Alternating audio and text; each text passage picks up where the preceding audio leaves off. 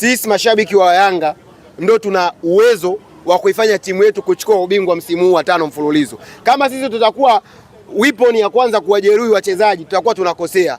Mchezaji amekosea, ni wa timu ya kwetu sisi. Sisi ndio wa kumlinda wachezaji wote wa kikosi cha Yanga. Wakati mabeki wa JKT Tanzania wamejifunga, mimi nimeona kitendo cha ajabu sana. Beki amejifunga wa timu nyingine, sisi Yanga tumenufaika, tumepata goli. Mashabiki wa Yanga wanaimba kama mamnyeto.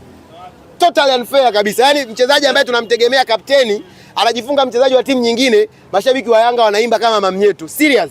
Mashabiki wa Yanga popote mlipo, kama mtakuwa wa kwanza kuwavunja moyo wachezaji, huu msimu uliobakia utakuwa kwetu ni mgumu kweli kweli. Bado FA tunaendelea mbele. Mchezo unaokufuatia wa FA huwezi kujua, anaweza kawa ni Mashujaa au akawa ni Azam. Na zote ni timu ngumu. Sasa unapomvunja mchezaji moyo, ndio huyo hapa katikati hamna dirisha la dogo la usajili useme utamtoa mwingine umweke mwingine. Nimeona wakati Buba pia akiwa anaingia kwenye mechi kadhaa, watu wanazomea.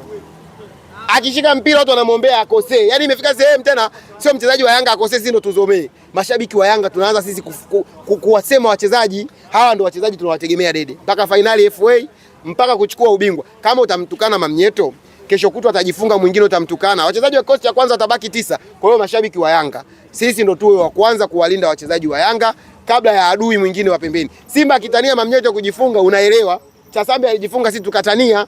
Kijiri alijifunga kwenye dabi, sisi tumetania. Lakini sasa shabiki wa Yanga, wewe ndio unakuwa wa kwanza tena kumsema Mamnyeto. Inakuwa sio sawa. Leo tulikuwa tumpata nafasi ya kuongea na Mudathiri. Mudathiri anatuambia sisi tumemkimbiza kapteni kambini. Ni serious kabisa.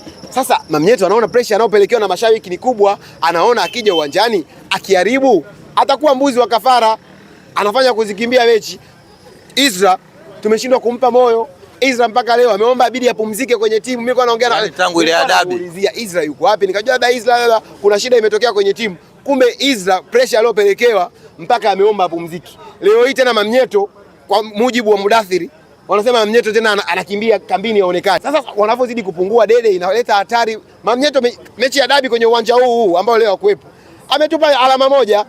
Haya, njoo kwa Isra Mwenda. Ukimtoa Duke Abuya kwenye kosti ya Yanga, nani anamweza assist Isra Mwenda? Hakuna. Tunazidi kuwapunguza wachezaji ambao ni potential kwenye timu kwa sababu ya maneno ya nje. Mpinzani ametuingilia sisi, tuna force, tunajisi tunaingia kwenye mfumo. Mamnyeto asitukanwe, Isra asitukanwe. Kukosea ni sehemu ya mchezaji. Sasa leo unamtukana mchezaji, hakuna sehemu pa kusajili.